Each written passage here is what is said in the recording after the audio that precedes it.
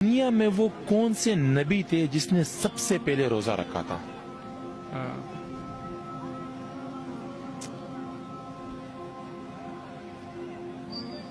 دنیا میں وہ کون سے نبی تھے جنہوں نے سب سے پہلا روزہ رکھا؟ غالباً حضرت یحییٰ تھے.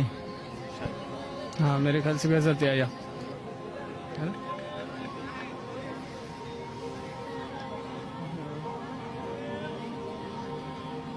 سب سے پہلے نبی دنیا میں کون آئے تھے؟ حضرت محمد مصطفیٰ صلی اللہ علیہ وسلم. حضرت آدم علیہ السلام. حضرت آدم سب سے پہلے روزہ حضرت آدم علیہ السلام نے رکھا تھا. جی.